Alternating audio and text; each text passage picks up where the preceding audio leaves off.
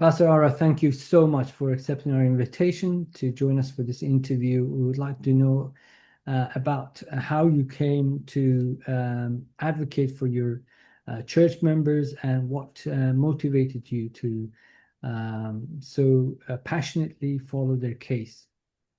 Yeah.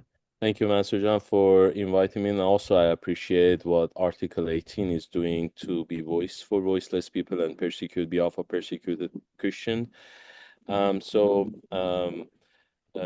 know, there's lots of Iranians that are seeking refugee around the world, in Europe and in USA. I think the most dangerous way is people that are seeking refugee to come to United States. They're walking with many countries facing lots of dangers, and uh, most of them they try many times to come through a legal way, like a pathway, like refugee pathway. As you know, there is no legal way for Iranians to become refugee in United States. That's my one of my points is highlighting for people and lawmakers in United States, and most of them that are coming to U.S. as a refugees and uh, like 50% of my church is newly coming and they're refugee, and they don't have any family members, and church become their family. And a few months ago, because they were scared and fear after new president and the policy change, and we were all aware about what's happening. They came to me as a pastor. I try to be example. I try to be bold. And I told them like if something happened to you, call your lawyer first and call me second. So that's happened on 23rd of June, which one family with one 4 year old kid went to regular updates to federal building immigration court, and they took them from court, and the lawyer called me and says they got detained. And I went to that building, and I saw firsthand what's happened to few other Christian families, which is accidentally was there. They had the kids, and they took them in front of my eyes, and I wrote a story. It was my first story about my eyewitness, the first-hand eyewitness to how they get. And then in second day, in 24th, a young couple that they got baptized in our church. I married them in our church, and they Right. called me. The wife called me, and as you know, you're aware, like if you are Christian in Iran and Muslim background, you can't marry in Iran. Mm. So that's why they also she was Marjan was a Christian, also became Christian in Turkey, and then came to Iran, and they couldn't marry it because they were Christian, and uh, they took very hard way and came as a refugee. And she called me and says ICE is front of our apartment building, and I had the chance in a good time, uh, good place to film that viral video, went to social media. So And how much do you know each of those individuals? You already talked about, having baptized some of them and having officiated the wedding ceremony and so on. So, how else do you know those who were detained in your church? And by the way, how many people do you know that might have been arrested, Christians in the U.S. or maybe more specifically in California, yeah, you live? uh, I know my people very well. Like they are less than 2 years, so I had very deep relationship with them.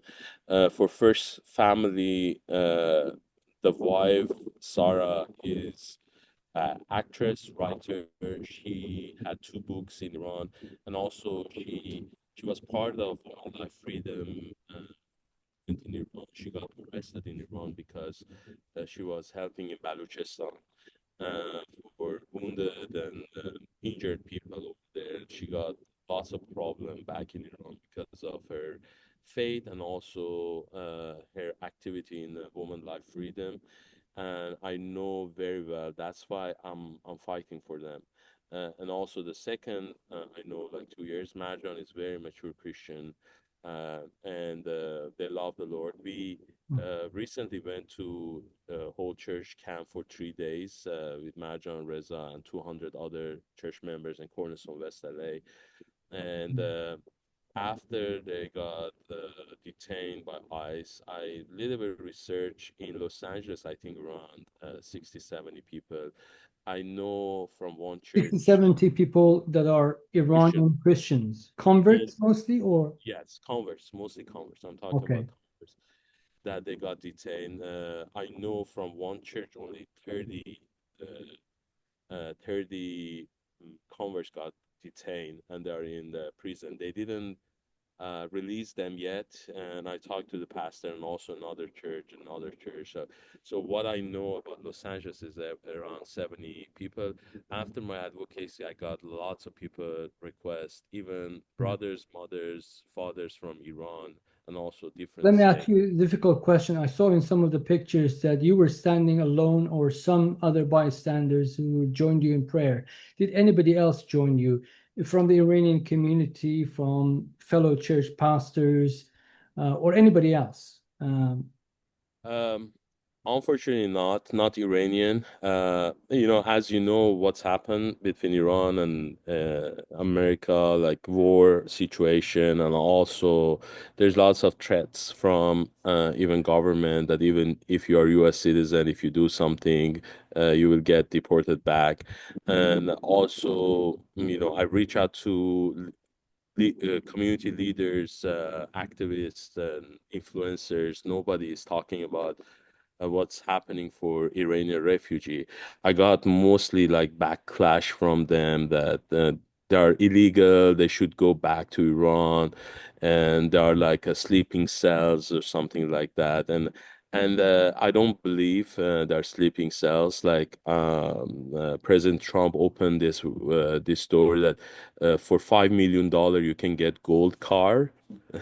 And I think for Iranian government it's easy to pay $5 million to come. And this people is coming from mountains. They are putting their life in dangers. There's lots of stories that I'm hearing. Is so heartbreaking how people is taking risk in their life and coming to United States for refugee. And all this happen, and I'm telling people they are not illegal or legal. They are refugee seekers. They are refugee, and they have to look at the cases, not to detain in the prison. And there's a danger of deportation. I know you're working very hard at Article 18, and I saw like the pressure for Iranian refugees in United States is more last 2 weeks, and also more pressure inside of Iran.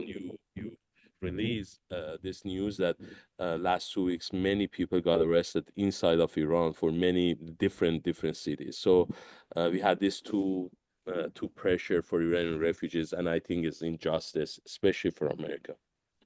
You recently went to Washington, D.C. to advocate for your church members, but also for any other Christians, particularly converts that are seeking asylum in the U.S. and possibly detained by ICE. Can you tell us about your experience there? You were fasting, you were protesting. Who did you meet? How was the meetings? Was it influential? Were you able to meet some of the policymakers? What was the general sense there, and what is your ask from the US government?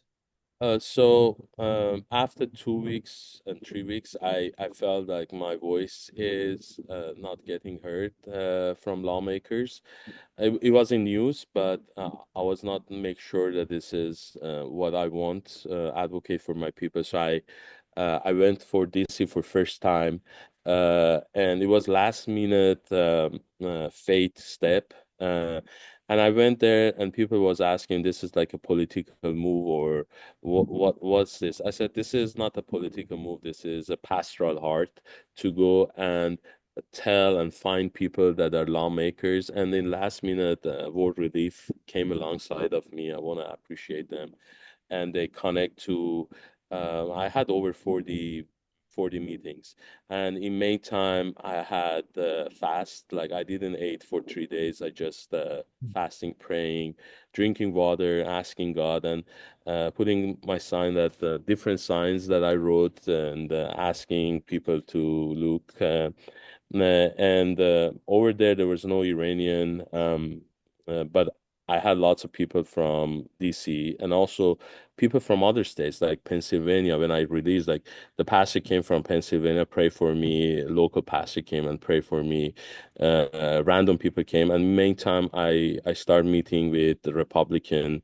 I had chance to meet different senators, Democrat and Republican, and share my story, share what's going to happen if they deport back in Iran. What I felt like lawmakers that this is the problem I'm facing right now. Most of lawmakers, even I talked to White House Faith Office, Pastor Paula White, and different people, senators. They hear like human rights organization, conservative organizations. I met a bunch of people, but I what I find out that they are aware what's happening in Middle East for Christians. They are aware of persecution, but what I find out, they don't aware what's happening inside of the country. Their focus is in more Middle East. So I think mostly like conservative Christians is supporting new administration and President Trump. And my goal is to bring awareness, to talk people, encourage people to come to support this cause and also support this awareness.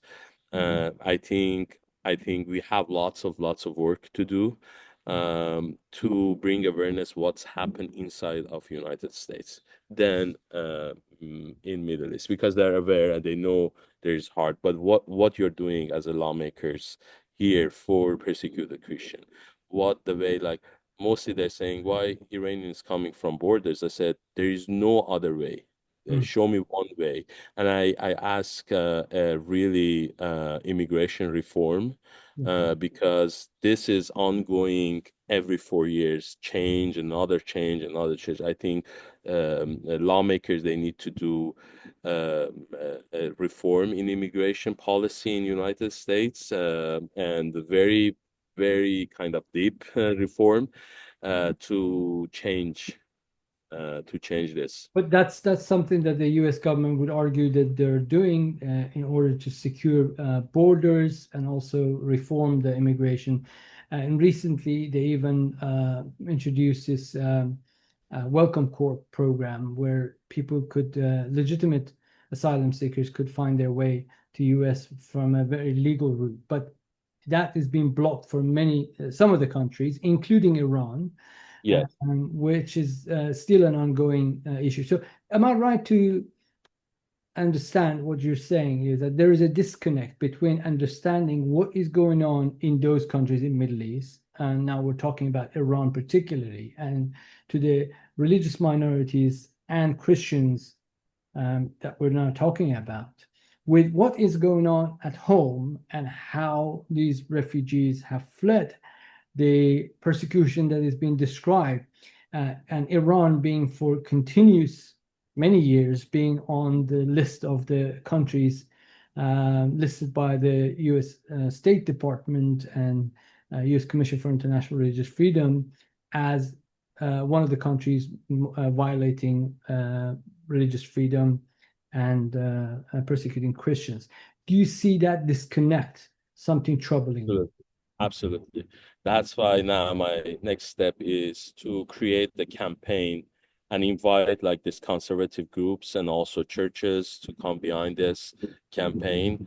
And I'm trying to record the stories, because as you know, I'm a storyteller and a filmmaker too. So I believe in the stories. I believe that our victory comes from our testimony, like in Revolution says, our victory comes with our testimony. So I'm trying next 2 weeks to create and and first-hand stories from the family that suffer persecution in Iran, now they suffer in prison. I know stories that they separate the kids for 6 months, and it's very sad story. So I'm trying to bring all this conservative and an organization, human rights organization, behind this cause and create a campaign. Pastor Ara, thank you so much. We have 30 seconds as a pastor to motivate any fellow pastors in the United States if they want to join you in this call. What would you have to say to them? First of all, I want to say, as an Iranian-American pastor, that we are citizen of heaven. I believe that Christianity, there is no borders. So I think we have to care and stand up for our brothers and sisters. One part suffers, all parties suffers.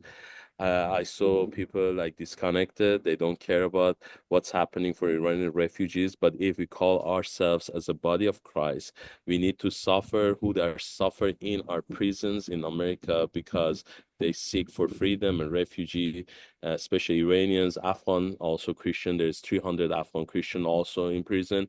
So I'm for Farsi speakers. So I encourage pastors to come alongside of us and us. We will share those details as you put it on the social media with our audience, and hopefully some more will join you this time around. And we wish you all the success in advocating for the persecuted Christians. Thank you so much for accepting our invitation and joining us for this interview. Thank you. God bless.